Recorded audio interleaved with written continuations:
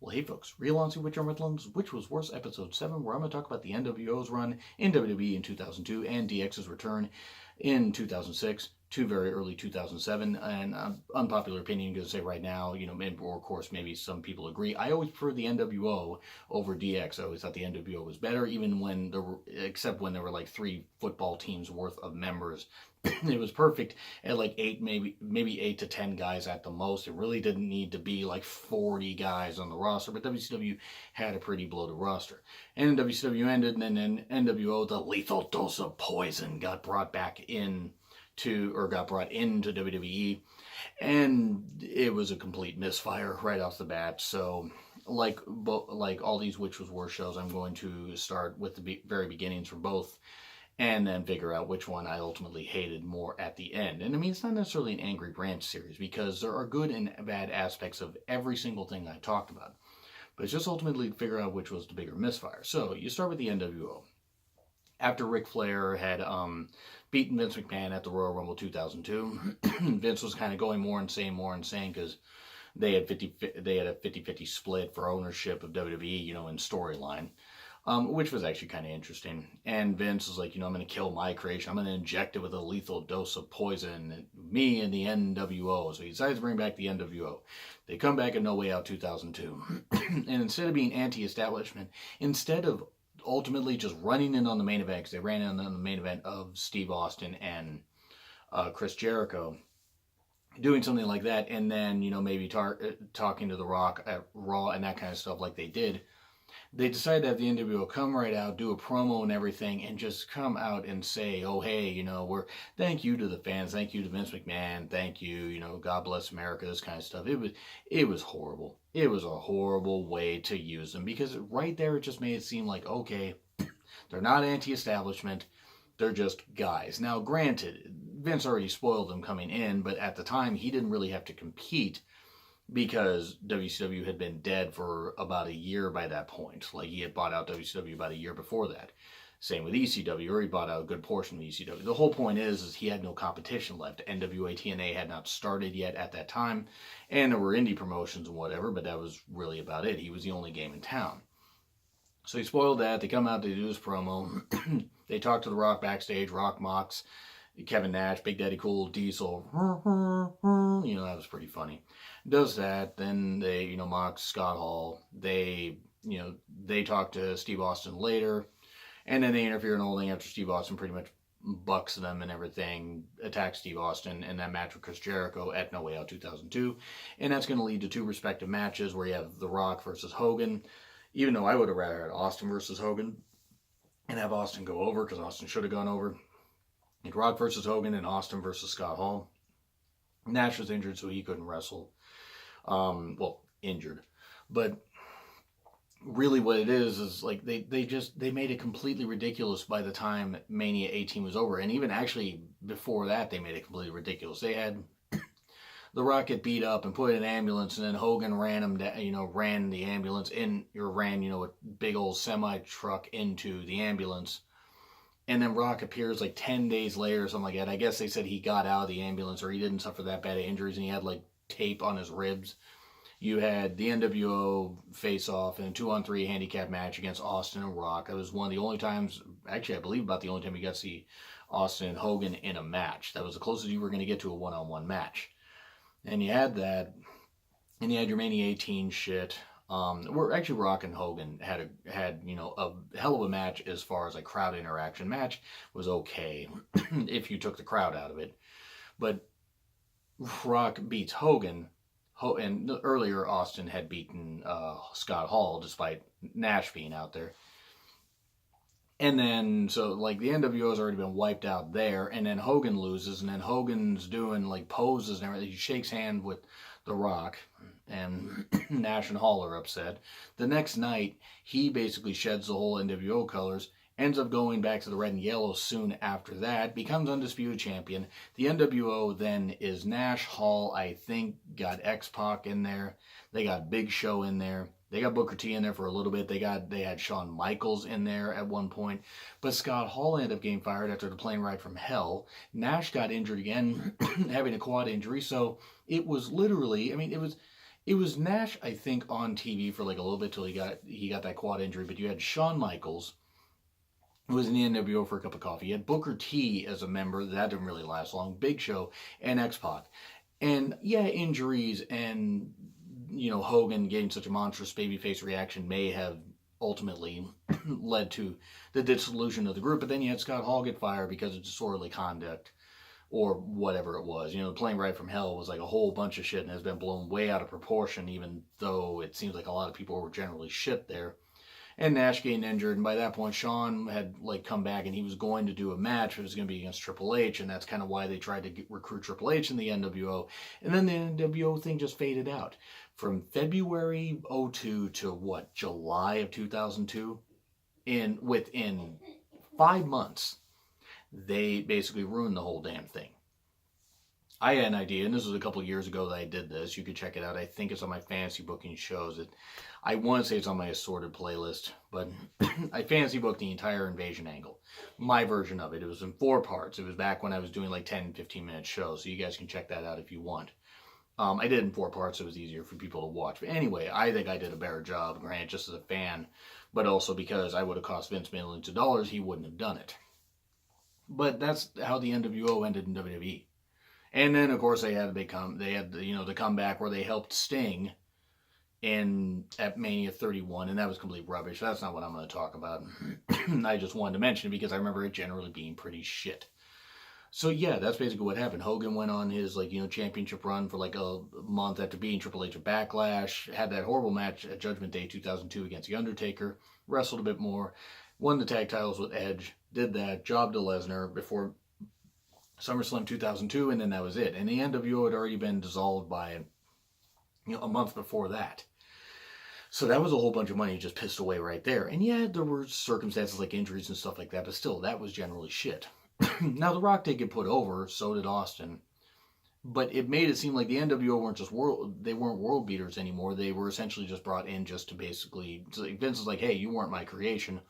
I'm going to, kill the illusion of the NWO or the mystique of the NWO, even though people fondly remember it, even though as I'm watching a lot of the WCW Nitros and the WCW pay-per-views from that time, yes, the NWO involvement got a little out of hand, but it was a really hot hand for a number of, I would say about a year and a half at least. By 98, it really started to have issues.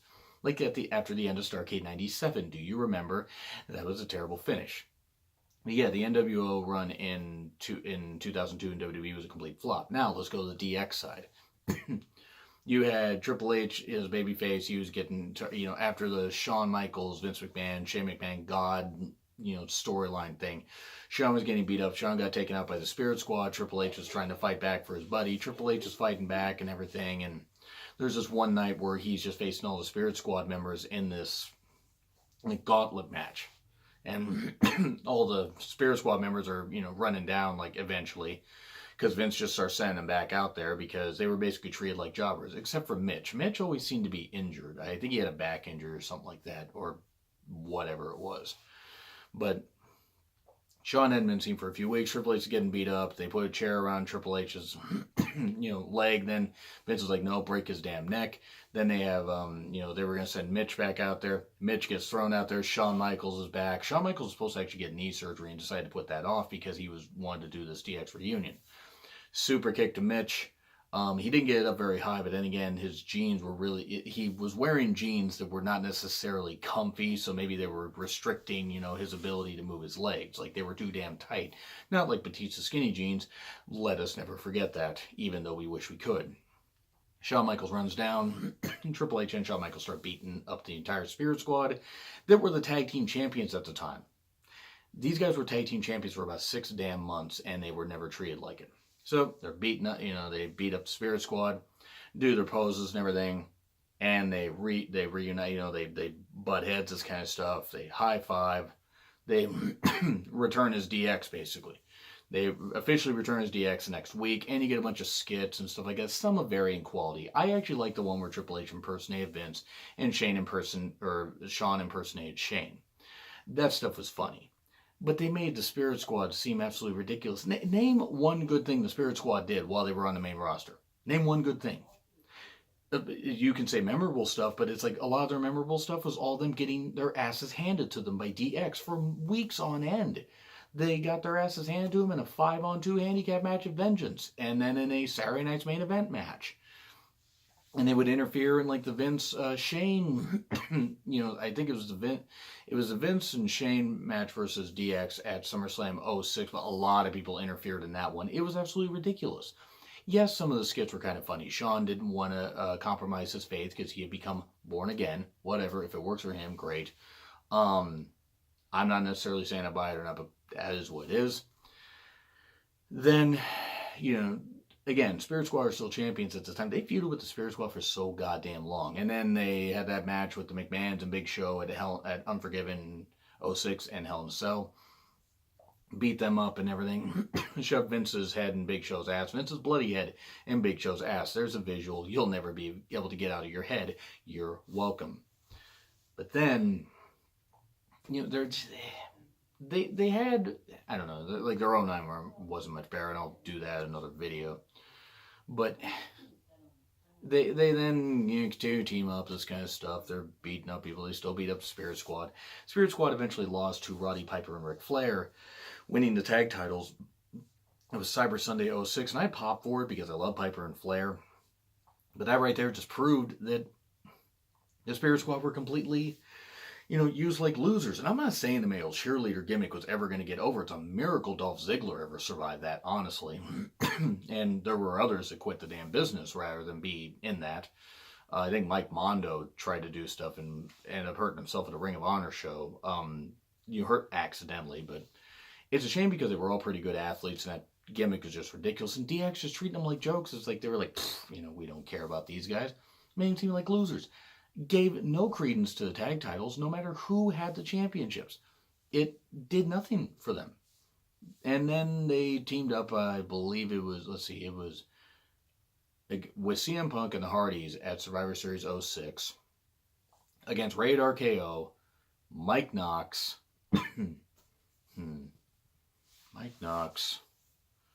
I don't remember who the other guys were. God damn. I mean, that's just how point. Morrison, I think, was actually on the. I think Morrison was on that show. I think he was, but it was all this. It was just, no, Morrison wasn't there. It was a whole bunch. Actually, no, he was, because Melina was part of that. So I think it might even been Eminem. The whole point is it was Eminem. I think it was Eminem, Mike Knox, and Rated RKO. It was ridiculous. They use them like absolute shit. They used them like DX and the Hardys and CM Punk pitch a shutout and beat them and everything. There was this funny moment where Shawn Michaels slides outside and puts his arm around Melina and everything, this kind of stuff. And she's like all like thinking it's her guy. And then she like screams, he screams. That was a funny moment. But after that, what else did they do? What else did they do? They feuded with Rated RKO. Then Triple H got injured, and that dissolved the DX reunion. They didn't reunite again until just around SummerSlam '09. And it was rubbish. They completely buried every single person they came in contact with. I don't remember the Spirit Squad ever getting over. The Vince Shane feud was fine. That was what it was, and they should have gotten their comeuppance. But yeah, that was really, really bad. So the biggest missed opportunity for money clearly was the NWO reunion. I'm going to say the DX one was worse, because it did a lot of damage to the tag team division, and just some of the skits were funny. A lot of them were misfires to me. And it was them making fun of their age because they were old and that kind of stuff, or older. But a lot of it was just all the same shit. Like, really, I did not need to see DX acting like this at, in their 40s, or close to their 40s. I really didn't need to see that. It was what it was. It is what it is. I'm not going to say that those guys weren't over. There were a lot of people that popped for it. I popped for some other stuff. But I'm ultimately going to say biggest missed opportunity for money was the NWO. But the one that was worse to me was the DX return. Because, yeah, it got a big pop. But then everybody just got buried. Everybody. And besides Vince and Shane, really? That's what you're going to do with it? And by the way, let me know. I couldn't remember right off the bat who was in that Survivor Series, team against DX, the Hardys, and CM Punk. So please let me know. I think it was Eminem, Mike Knox, and Radar KO, but I don't exactly remember if it was all of them. Anyway, do you agree? Do you disagree with what I've said? Like, share, subscribe, Twitter handle in the description. It's been Real Honesty with John Ritlin, and I will see you soon.